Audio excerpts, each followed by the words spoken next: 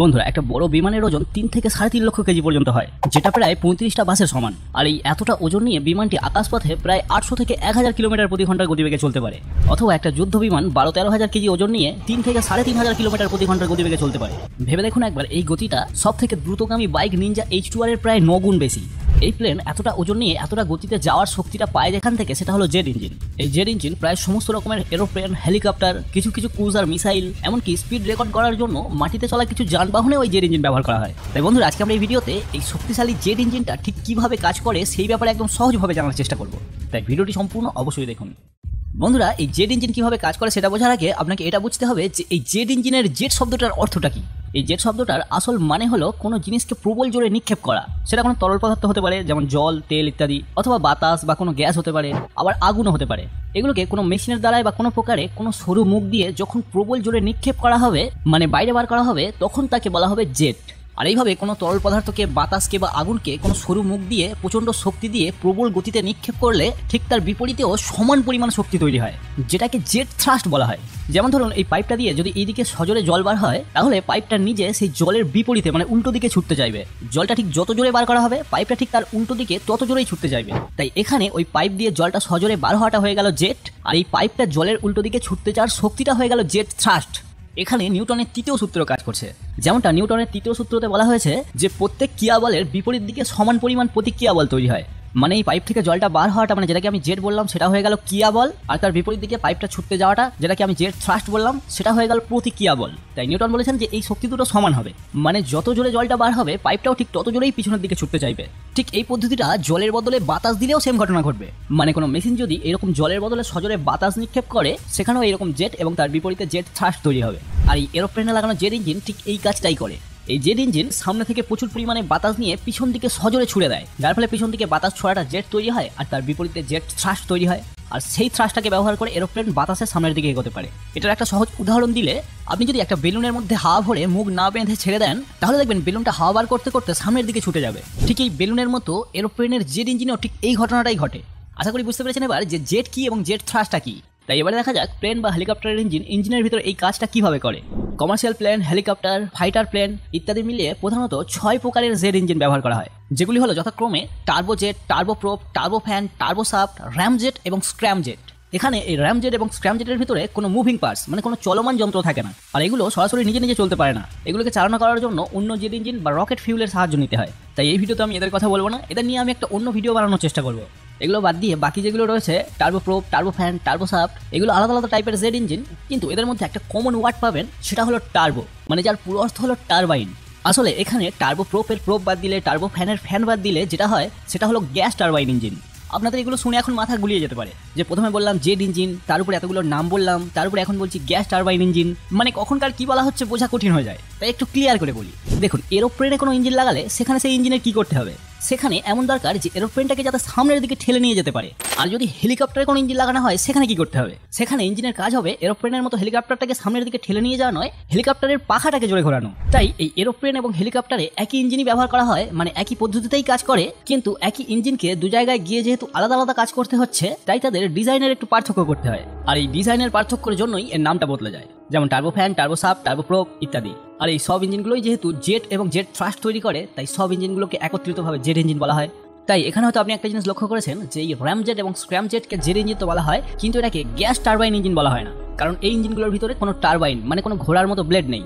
কিন্তু তবুও এগুলো জেট থ্রাস্ট তৈরি করতে পারে বলে জেট ইঞ্জিন তো বলা হয়, কিন্তু গ্যাস টারবাইন জেট ইঞ্জিন বলা হয় না। তো যাই হোক, এই এরোপ্লেন হেলিকপ্টারে ব্যবহৃত যে 4 প্রকারের গ্যাস টারবাইন জেট ইঞ্জিনের কথা বললাম, এই একটা ভিডিওতে তো আর সবগুলোর ডিজাইন নিয়ে কথা বলা সম্ভব নয়। তাই এর মধ্যে সব থেকে কমন এবং সব থেকে বেশি প্লেনে ব্যবহৃত জেট ইঞ্জিনটা নিয়েই কথা বলবো, যেটা হলো টার্বোফ্যান। ছবিতে দেখতে পাচ্ছেন, এটাই হলো একটা টার্বোফ্যান ইঞ্জিন। এখানে সামনের দিকে একটা বড় ফ্যান লাগানো থাকে, তারপরে ছোট ছোট ব্লেড বা ফ্যান যা ইচ্ছা বলতে পারেন, সেগুলো একটার পর একটা এইভাবে করতে করতে কয়েক স্টেজে সাজানো থাকে, আর যেগুলো সামনের দিক থেকে মাঝখানের দিক যেতে যেতে আস্তে আস্তে ছোট হয়ে যায়। ঠিক তারপরে একটা কম্বাসন চেম্বার থাকে, যেখানে আগুন জ্বলে, এবং তারপরে আবার কয়েক স্টেজ পর্যন্ত ওইরকম ব্লেড সাজানো থাকে। তাই এই ইঞ্জিনটাকে আপনি প্রধান 4টে ভাগে ভাগ করতে পারেন। প্রথমে হয়ে গেল বড় একটা ফ্যান, তারপরে এখান থেকে এইটুকুনি এরিয়াকে বলা হয় কম্প্রেসর, তারপরে এখানে যেহেতু আগুন জ্বলে তাই এই জায়গাটাকে বলা হয় কম্বাসন চেম্বার বা কম্বাস্টর, তারপরে কম্বাসন চেম্বারের পরে এখান থেকে এইটুকু অংশকে বলা হয় টারবাইন। এবার ইঞ্জিন চালু হলে হয় কি, এই পাখাটা এবং ভিতরের ব্লেডগুলো সজোরে ঘোরে, আর এই ব্লেডগুলো এমনভাবে বেঁকানো থাকে যার ফলে এগুলো ঘুরলে সামনে থেকে বাতাস সজোরে ভিতর দিকে টানে। তারপরে যেমনটা আপনি দেখতে পাচ্ছেন, প্রথম থেকে চওড়া থেকে মাঝখানের দিকে গিয়ে আস্তে আস্তে জায়গাটা অনেকটা শুরু হয়ে গেছে। তাই সামনে দিয়ে বেশি বাতাস ঢুকে ওই সরু জায়গা দিয়ে পাস করতে গিয়ে বাতাস অনেকটা চেপে কমপ্রেস হয়ে যায়। ওই জন্য এই জায়গাটাকে বলা হয় কম্প্রেসর, কারণ এই জায়গাটায় বাতাস চেপে কমপ্রেস হয়।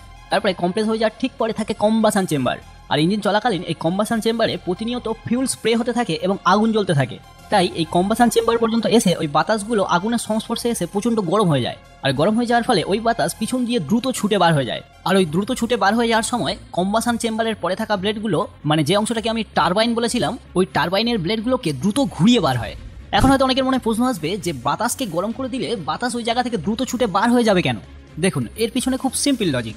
যেমনটা আমরা সবাই জানি যে কোনো ধাতব বস্তুকে তাপ দিয়ে গরম করলে সেটা কিছুটা আয়তনে বাড়ে, সেই রকম বাতাসকেও গরম করলে বাতাস আয়তনে বাড়ে। তাই ওই কম্বাসন চেম্বারের ওখানে যখন বাতাসের গায়ে আগুন লেগে বাতাস গরম হয়ে যাচ্ছে, তখন ভিতরে থাকা সেই বাতাসটা অনেকটা আয়তনে বেড়ে যাচ্ছে। এক তো কম্প্রেস হয়ে অনেকটা পরিমাণ বাতাস ওই ছোট্ট জায়গার ভিতরে ঢুকছে, তারপরে তাকে গরম করে তাকে আয়তনে বাড়িয়ে দেওয়া হচ্ছে, যার ফলে ওই ছোট্ট জায়গার ভিতরে অতটা পরিমাণ গরম বাতাস এক মুহূর্তের জন্য থাকা সম্ভব নয়, কারণ তার থাকার জন্য আরো বড় জায়গা লাগবে। তাই তখন সেই গরম বাতাসটা যে কোনো ফাঁক দিয়ে সজোরে ছুটে বাইরে যেতে চাইবে। আর ওই বাতাসকে বাইরে যাওয়ার জন্য সাইডে তো কোনো ফাঁক থাকে না, হয় তাকে সামনে দিয়ে যেতে হবে, না হয় পিছন দিয়ে যেতে হবে। আর সামনে দিয়ে যেতে পারবে না, কারণ সামনে দিয়ে অনবরত বাতাস আসছে, তাই সে ওই পিছন দিয়েই ছুটে বার হবে। আর ওই বাতাস সজোরে ছুটে বার হওয়ার সময় যে অংশটা টারবাইন বললাম, ওখানকার ব্লেডের গায়ে গিয়ে ধাক্কা মারবে। আর এই ব্লেডগুলোর ডিজাইনটা এমনভাবে থাকে যে তার গায়ে বাতাস ধাক্কা লাগলে ব্লেড ঘুরবে, আবার যেদিকে ঘোরার কথা সেদিকেই ঘুরবে, উল্টো দিকে ঘুরবে না। আবার এই ব্লেডের ঘোরার গতিটা আরো বাড়ানোর জন্য এখানে দু ধরনের ব্লেড ব্যবহার করা হয়। একটা সারির ব্লেডগুলো ঘোরে, আর একটা সারির ব্লেডগুলো থেমে থাকে। যেগুলো ঘোরে সেই ব্লেডগুলোকে বলা হয় রোটার, আর যেগুলো থেমে থাকে সেই ব্লেডগুলোকে বলা হয় স্টেটার।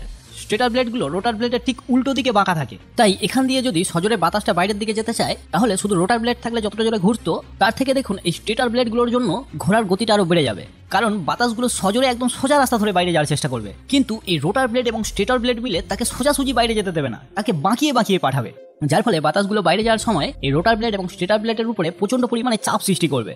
আর যেহেতু এখানে স্টেটার ব্লেড থেমে আছে, তাই স্টেটার ব্লেডের সম্পূর্ণ চাপটাও ওই রোটার ব্লেডের গায়ে গিয়েই পড়বে। তাই রোটার ব্লেড আরো স্পিডে ঘুরবে, মানে এই টারবাইনটা আরো স্পিডে ঘুরবে। আর ওই টারবাইন ঘুরলে ওই টারবাইনের সঙ্গে যেহেতু সামনের কম্প্রেসর এবং ফ্যানটা একই রডেই সংযুক্ত আছে, তাই ওই টারবাইন ঘুরলে সামনের কম্প্রেসর এবং ফ্যানটাও ঘুরবে। আর সামনের কম্প্রেসর এবং ফ্যান ঘোরা মানে সে আবার নতুন বাতাস টেনে ভিতরে ঢোকাবে।